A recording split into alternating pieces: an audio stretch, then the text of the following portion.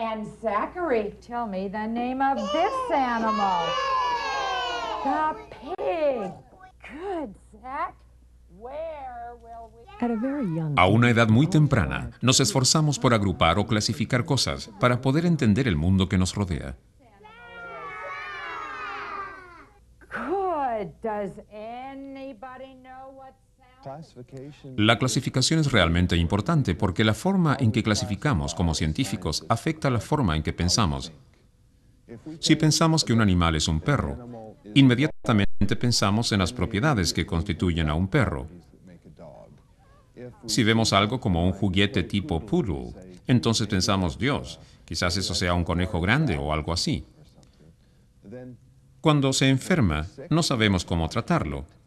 Y no sabemos todas las cosas que acompañan el hecho de ser un perro. Lo mismo se aplica para las bacterias, se aplica para las plantas, se aplica para todo.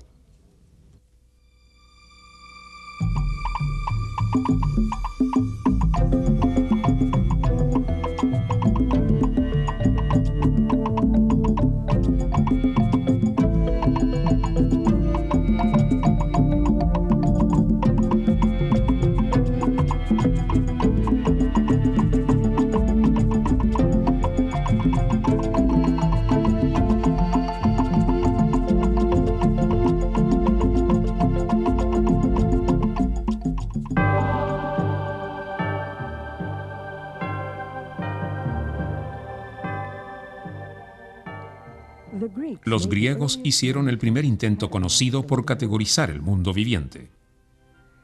Luego, en 1735, el botánico sueco Carolus Linnaeus publicó las memorables obras que se emplean como base para la clasificación incluso en la actualidad. El aporte de Linnaeus en la clasificación fue que quiso construir un sistema natural para explicar toda la vida. Parte de este sistema era la existencia de un sistema de denominación binomial compuesto por dos nombres, género y especie. El primer nombre es el del género. Lo podemos considerar como un apellido, quizás como el apellido Smith. El segundo nombre es el de la especie, y lo podemos considerar como el nombre de pila de la persona, por decirlo así. Así que hay muchas especies dentro de un género, al igual que existen muchos Smiths. No solo existe Sally Smith, también está John Smith y Sam Smith, etc.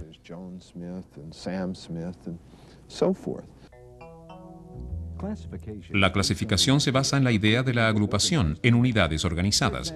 Por ejemplo, supongamos que tratamos de identificar un departamento específico en algún lugar del mundo, y ese departamento representa a una especie. Se comenzaría el proceso de identificación con la unidad lógica más grande, el país, que en el mundo viviente sería análogo al reino. De modo similar, el estado sería un phylum. El condado sería la clase. La ciudad sería el orden. La calle sería la familia. El número sería el género. Y el departamento, la especie.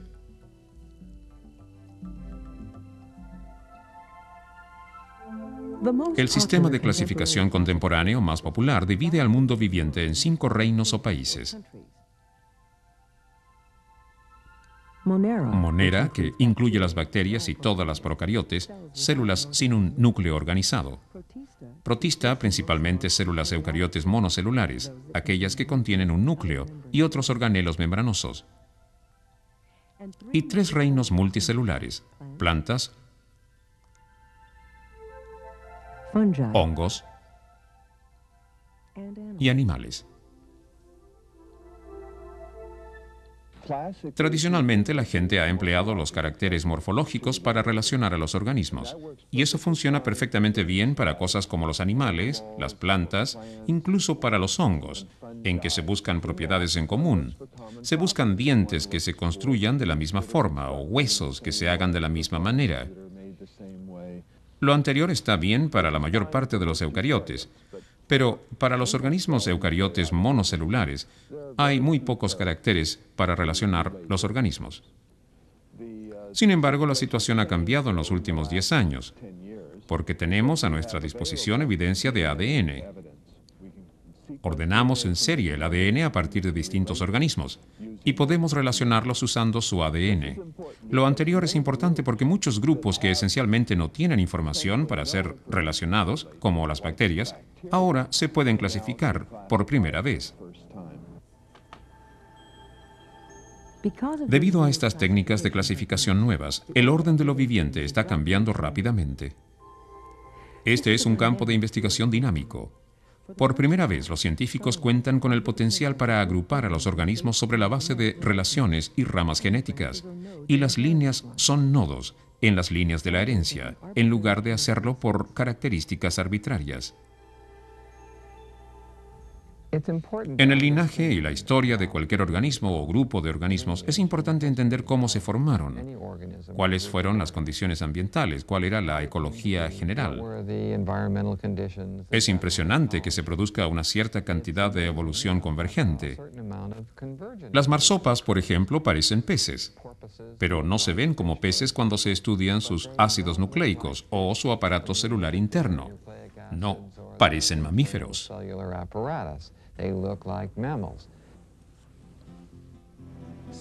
Así que las técnicas moleculares confirman algunas agrupaciones, cambiando otras, y a nivel de reinos se han producido algunas sorpresas. Si se extrapolara retrospectivamente en el tiempo la cantidad de cambios que se han producido recientemente, se descubriría que las plantas, los animales y los hongos tuvieron por última vez un ancestro común alrededor de 1.000 millones de años atrás. Los hongos y los animales lo tendrían un poco más recientemente, alrededor de 950 millones de años atrás. Luego las plantas se ramifican justo antes de eso, 1.000 millones de años atrás. El hecho de que los 5 reinos derivados artificialmente no sean totalmente independientes entre sí, sino que sean de hecho ramas de un árbol común de la vida, es una idea que encaja bien con el linaje de esquema de clasificación basado en nodos.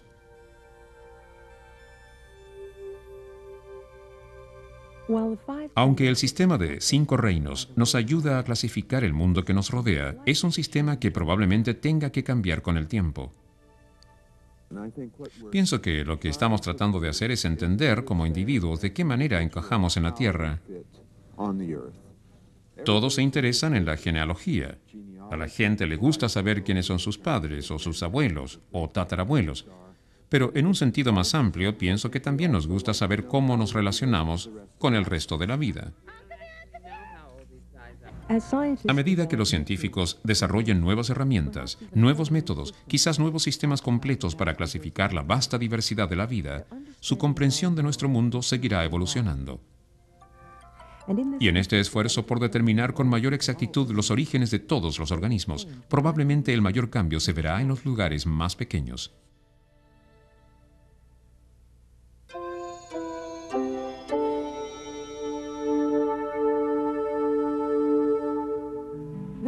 Esta muestra gastronómica se ve tentadora, pero hay allí más de lo que ve el ojo.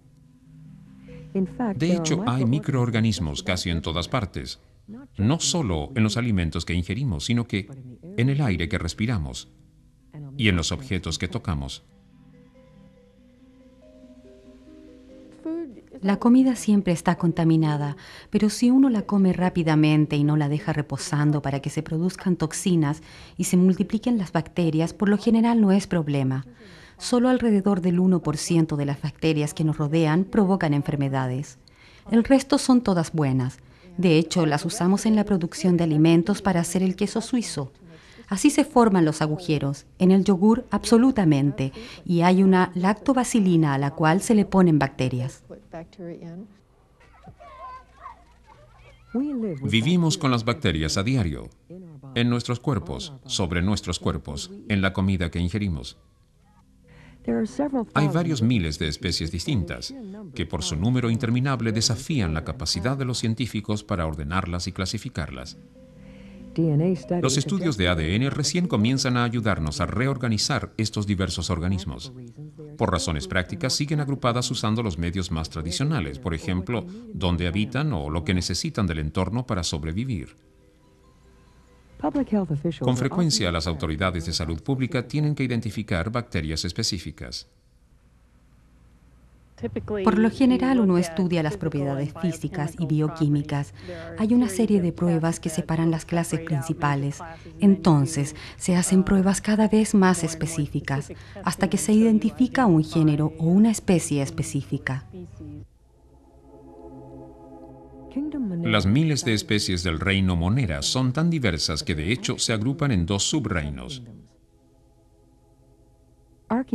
Las arcabacterias incluyen organismos que viven principalmente donde nada más puede vivir, donde las temperaturas son demasiado altas, la sal está demasiado concentrada o el oxígeno es muy poco. El otro subreino, las eubacterias, son más conocidas e incluyen algunos autótrofos, como las algas azul verde, también conocidas como cianobacterias fotosintéticas. Sin embargo, la mayoría de las eubacterias son heterótrofos, que dependen de organismos como nosotros para obtener energía, y pueden causar enfermedades mientras lo hacen. Cada especie tiene un aspecto característico cuando crece en el medio. Los rasgos de la colonia, como tamaño, forma y características de borde, ayudan a la identificación. Pero con tantas especies se necesitan características más diferenciadoras para distinguirlas.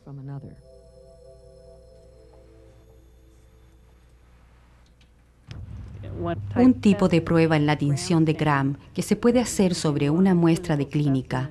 Y entonces se puede comenzar a formular el tratamiento de antibióticos sobre la base de la causa más probable. La tinción de Gram colorea las paredes celulares de algunas bacterias, pero no las de otras. La presencia del color púrpura oscuro significa Gram positivo, su ausencia Gram negativo. Esta prueba es importante porque las diferencias de la pared celular que se identifican también hacen que los grupos respondan de modo distinto a los antibióticos y ayuda a los doctores a seleccionar la medicación. Otras características de identificación incluyen la forma celular, cocos, bastones o espiroquetas, o la presencia de flagela, esporas o cápsulas. Sin embargo, más definitivas son las distintas necesidades del medio requeridas para que el organismo crezca en el cultivo. Con frecuencia esta es la única forma de identificar la salmonela, una bacteria con el potencial de causar enfermedades. Por lo general, desde una perspectiva de salud pública, no solo es importante saber qué enfermedad padece una persona, sino que por qué y cómo la adquirió. La respuesta a estas preguntas hace posible ir más allá del simple tratamiento de la enfermedad. Hace posible evitar que otras personas se contagien. No puedo enfatizar lo suficiente, lo importante que es mantener las manos limpias. Lo otro que me parece crítico, además de lavarse las manos, es el control de temperatura, mantener los alimentos realmente fríos o calientes. La temperatura es crítica porque la mayoría de las bacterias que provocan enfermedades solo pueden reproducirse a temperaturas moderadas. En un proceso llamado fisión binaria, el cromosoma circular simple de la bacteria se duplica. Cada copia resultante se junta con la membrana celular. A medida que crece la célula, agregando componentes de membrana y pared entre los dos puntos de unión, los cromosomas se separan y finalmente forman dos células. En condiciones óptimas, el tiempo de duplicado no supera los 20 minutos, dependiendo de la especie. A este ritmo, una bacteria puede transformarse en 1 millón en menos de 7 horas. En general me preguntan, ¿no le da miedo comer afuera? No, no me da miedo. No se puede crear un ambiente en donde uno no vaya a estar expuesto a organismos infecciosos y uno no quiere hacerlo, porque entonces la persona sería susceptible a todo. No hay muchas cosas en la vida que estén exentas de riesgos y hacemos lo que está a nuestro alcance por minimizar estos riesgos.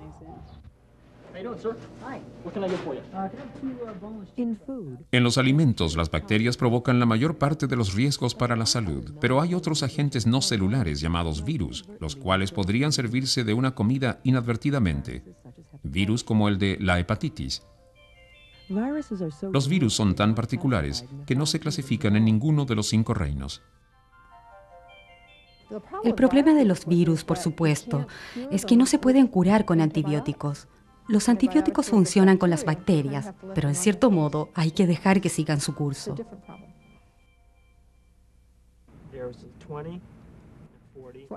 Para que funcionaran los antibióticos, el virus tendría que estar verdaderamente vivo. Tendría que poder reproducirse por sí solo. Y tendría que tener un metabolismo como el de las bacterias para que lo atacaran los antibióticos. Pero el virus es demasiado simple para esto.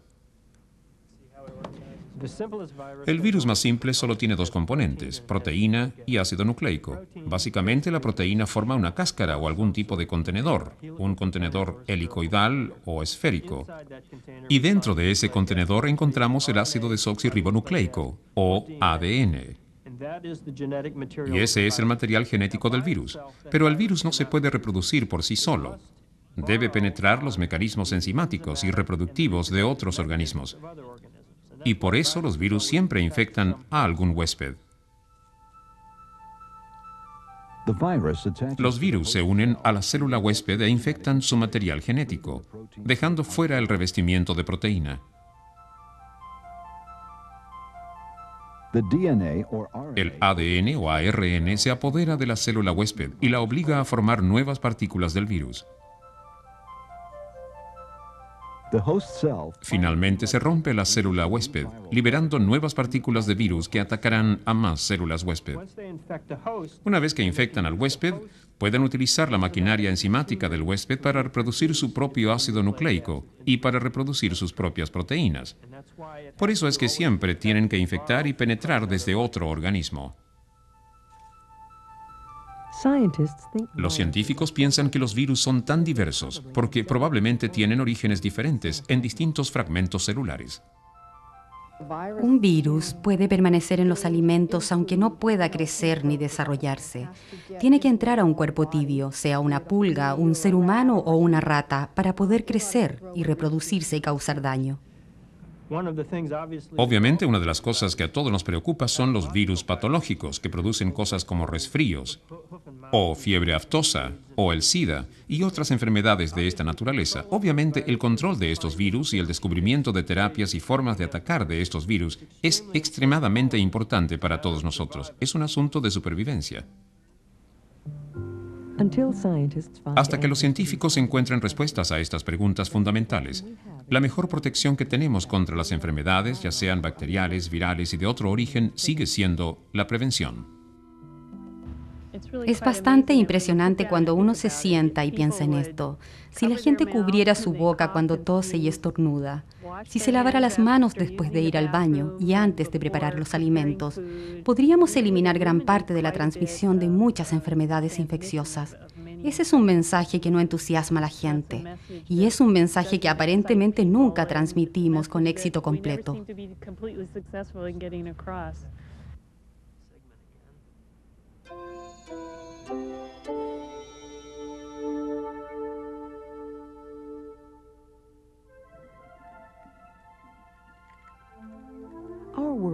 Nuestro mundo está poblado por un mundo entero de organismos que no podemos ver. Una gota de agua de mar puede parecer cristalinamente clara, sin embargo contiene cientos de plantas y animales vivientes. Cuando estos microorganismos proliferan sobre su nivel normal, los ecólogos como el Dr. Peter Franks se embarcan a observar la formación conocida como marea roja. La marea roja es una gran acumulación de algas monocelulares. Estas contienen pigmentos como las plantas terrestres y cuando se acumulan en concentraciones muy altas, de hecho, colorean el agua, al igual que se torna verde la hoja de una planta. En el caso de la marea roja, la alga tiñe el océano de un color rojo oxidado y puede ser tóxico para la vida marina y otros seres humanos. Por eso el Dr. Franks intenta comprender la ecología de estos pequeños organismos. Yo estudio la forma en que las plantas interactúan con su entorno en el océano, por eso tengo que saber acerca de la física del océano y de la química del océano, ya que estas plantas crecen usando nutrientes y luz al igual que las plantas terrestres. Estas algas son parte del diverso reino de eucariotes monocelulares primarios conocidos como protistos. Muchos protistos, como las plantas, son autotróficos. Pueden sintetizar la energía de la luz solar. Otros, como los animales, son heterotróficos, principalmente pastadores o predadores, que ingieren nutrientes provenientes de los organismos cercanos de su entorno. Hay otros que son más parecidos a los hongos, en el sentido de que absorben los nutrientes en lugar de ingerirlos. Luego están aquellos que tienen características de plantas y de animales, lo cual diluye cualquier intento por clasificarlos lógicamente. Fitoplancton son plantas microscópicas y zooplancton son animales microscópicos y ambos flotan en el mar. La palabra planctos es griega y significa nómade, y básicamente eso son estas plantas y los animales, son llevadas por las corrientes del océano. Para los protistos de tipo animal, a veces llamados protozoos, la clasificación se basa libremente en la forma en que se mueven dentro de su entorno. Algunos, amebas, flotan a un ritmo extremadamente lento. Otros, como los protozoos flagelados o ciliados, vagan con bastante libertad a través del agua. La característica de definición requerida para que los protistos se consideren como tipo de planta es el pigmento clorofila.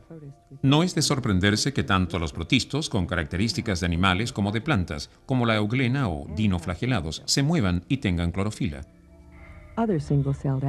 Otras algas monocelulares, como los diátomos, son un poco menos móviles. Son definidos por las características de su pared celular.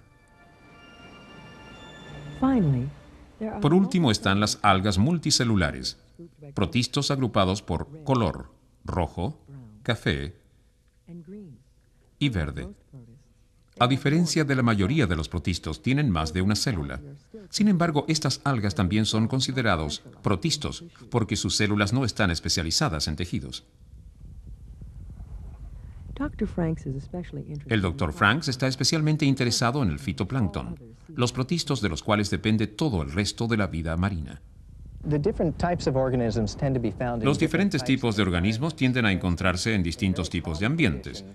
Por ejemplo, en condiciones muy tranquilas, con pocos nutrientes, tendemos a encontrar fitoplancton flagelado. Se pueden sumergir en las aguas ricas en nutrientes y explotan esta fuente de nutrientes.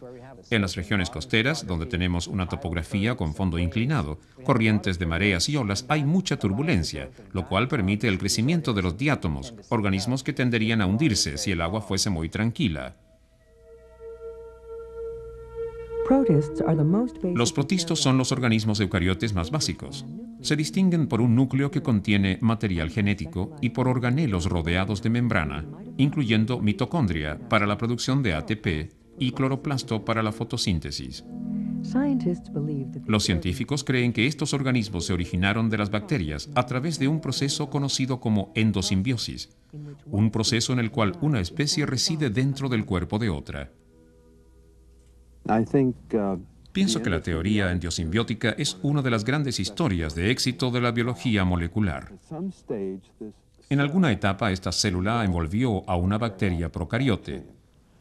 El resultado neto fue que tal vez trató de abarcar más de lo que podía, porque esta bacteria descubrió que podía sobrevivir dentro de la célula eucariote. No solo podía sobrevivir, sino que también en el caso del cloroplasto y la mitocondria probablemente daban beneficios a la célula eucariote. Por ejemplo, la mitocondria permitió que las eucariotes metabolizaran oxígeno.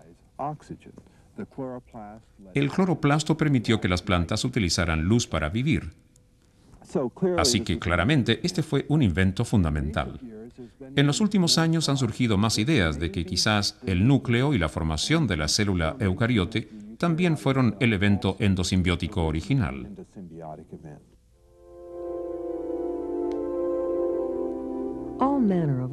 Todas las formas de organismos han evolucionado a partir de la célula eucariote original.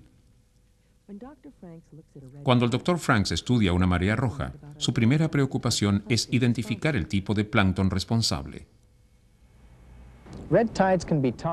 Las mareas rojas pueden ser tóxicas, y la toxicidad está dada por el organismo que las cause. En las costas de Maine, New Hampshire y Massachusetts, a partir de mayo de cada año se producen brotes de envenenamiento de mariscos paralíticos. Este envenenamiento es causado por una toxina contenida en una dinoflagelada llamada Alexandrium tamarindus. Afortunadamente, en estas costas cuentan con excelentes programas de monitoreo, de modo que es muy seguro comer este marisco. Por supuesto, la mayor parte del plancton no es nocivo. De hecho, es esencial para la vida en el mar. El fitoplancton forma la base de la cadena alimenticia del océano. Son como el pasto del océano, los campos de trigo del océano. Así que cualquier atún que a uno le encantaría comer o el jurel que uno consume, cualquier bar de sushi, depende del fitoplancton. Al recoger datos acerca de las condiciones y los patrones del crecimiento del fitoplancton, el Dr. Franks está abriendo las puertas a un nuevo espacio del conocimiento. Hay tanto que no entendemos acerca del fitoplancton que se convierte en un área abierta. La mayoría de los interrogantes ecológicos realmente interesantes que están en este planeta se refieren al océano, lo cual lo convierte en un campo de estudio muy emocionante. Aunque microscópicos, los protistanos abarcan una parte importante del árbol de la vida, la parte que conecta a las bacterias simples con los organismos multicelulares. Debido a su posición privilegiada, los protistanos pueden contener la clave para una comprensión más acabada de los organismos más complejos, como los hongos, las plantas, los animales, incluso el Homo sapiens, la especie humana.